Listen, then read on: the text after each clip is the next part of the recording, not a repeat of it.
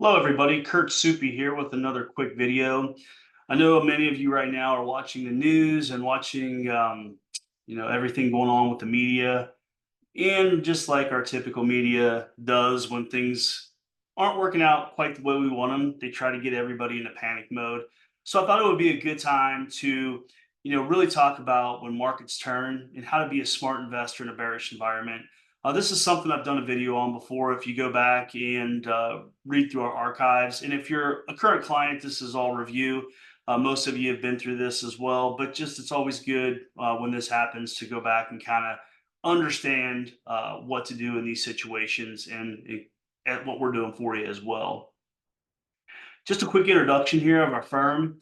Our owner and co-founder there, as you're facing the screen, is on the top left. I am on the top right, and our other two financial advisors there on the bottom, as you can see. So I just wanted to make sure if you haven't been to our office, you understand our team of financial advisors. And that's just our advisors. It does include all of our wonderful employees here at Creative Financial Group. But if you do come in for a meeting at some point, you'll have met with one of us there pictured.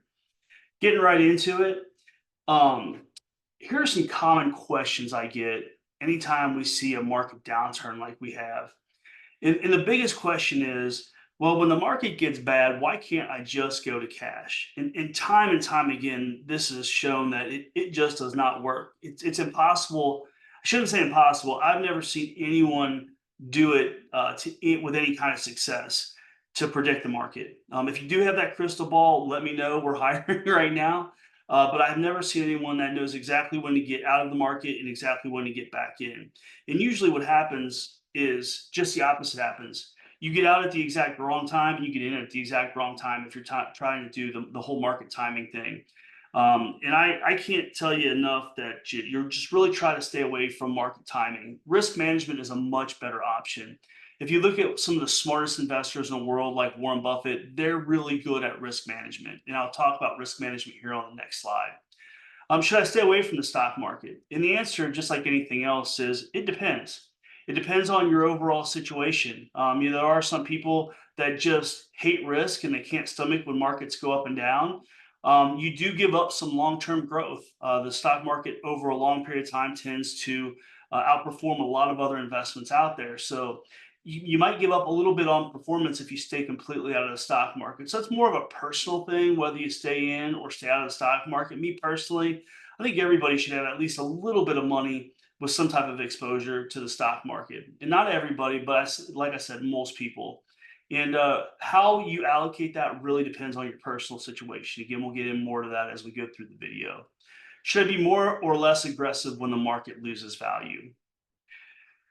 Again, personal situation, we should really not use words like aggressive, and I'll get into that as well as we go through the video, or conservative or moderate conservative. I don't really like those words. What you should focus on is how much money you can stomach in losses if the market goes really south on you. And we'll talk about how you do that.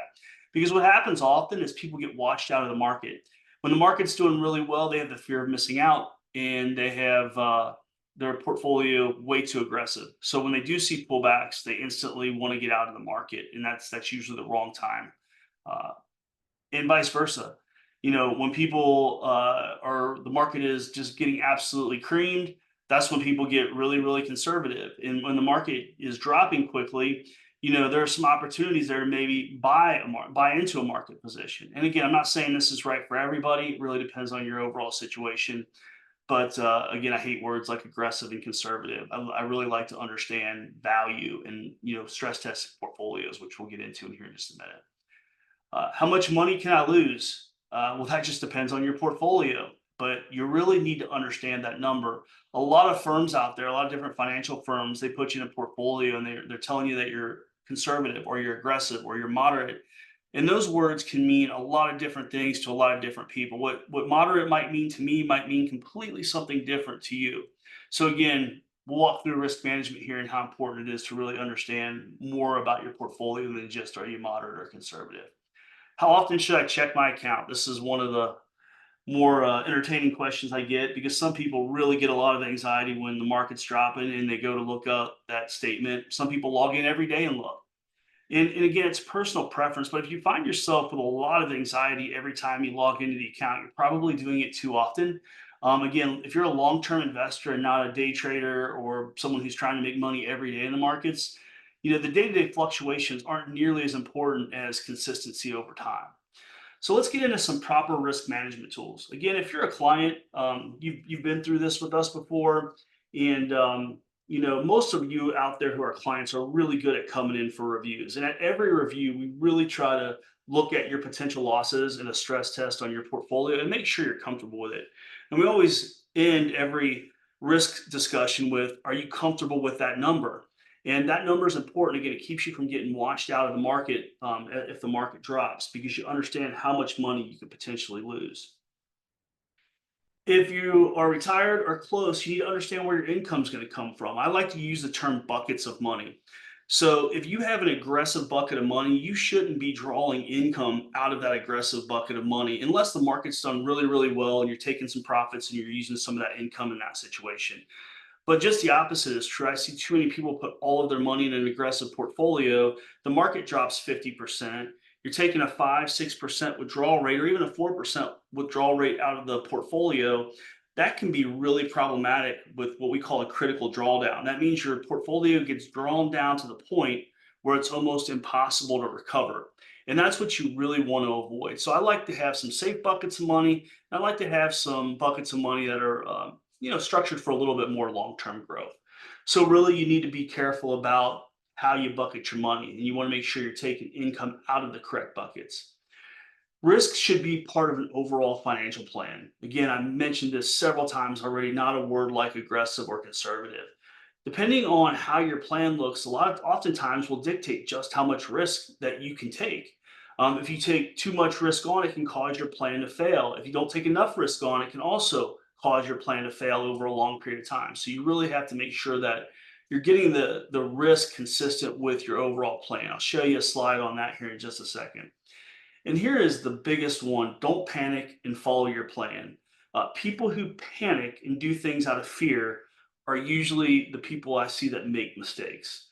Sometimes people get lucky. I've seen that happen in the past. And that's usually the worst thing that can happen is someone panics and they get lucky. And then every time something happens, they tend to do it over and over again. And statistics show us that over long periods of time, that it's hard to really time the ups and downs of the market. That being in the market consistently and following your risk management plan is going to set you up for a lot more success than really trying to do the whole market timing thing. Again, been doing this for well over 25 years, and I am yet to see one person who can consistently time the market. If that's you and you've done it for 25 years or more, like I said, let me know. But as often as I mention that, no one has ever really taken me up on that offer before. Here's just a couple printouts of our risk management system. It's a lot more detailed than this, but here are some basic things you should know. Again, if you're a client, you've seen this before. If you're not a client, this is something that you should be aware of. And at the top one in all that red, that's our stress test.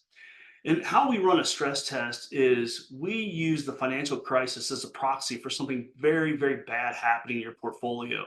So we'll take your portfolio exactly like it is currently and run it through this simulation to see what would happen if your portfolio went through the financial crisis. And in this situation, there's three columns: the current risk score, the risk score of the S&P 500, and our recommended risk score compared to where you feel comfortable. And keep in mind, these are like speed limit signs. So if you're going 70 or 80 miles an hour, you might get there really quick or you might crash and burn. If you get into a wreck and you're going 70 plus, you're really putting yourself and your family, if they're in the car, at a lot of risk. So oftentimes, if conditions are warranted, maybe you drive a little faster. If conditions look like they're getting rough, maybe you slow down a little bit. But really, again, consistency is where I like to really try to get people to understand that's kind of the sweet spot. 53 miles an hour is where their current portfolio is. And, based on their situation and their time horizon, we're trying to get them slowed down to about 36 miles an hour to really protect their portfolio. And this looks at their potential losses.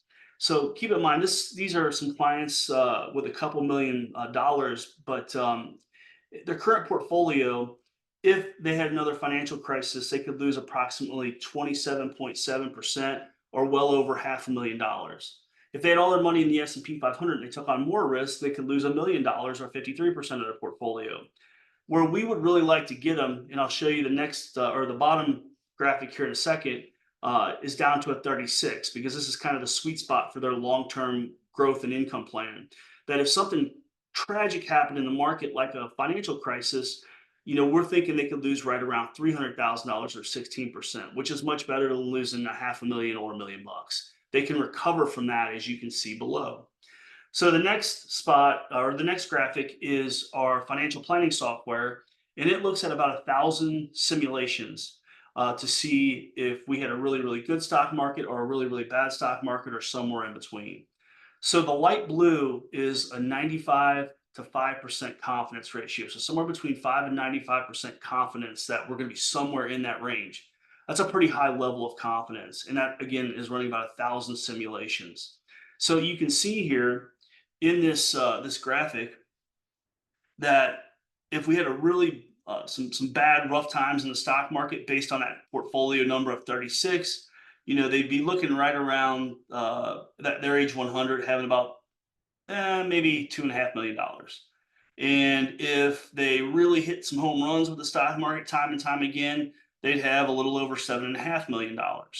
And then this is the median that we're projecting that they'll pass away somewhere right around $5 million. And that dark blue line, that median, is the number that we like to use. The darker blue shaded area basically shows between a 25 and 75% confidence level.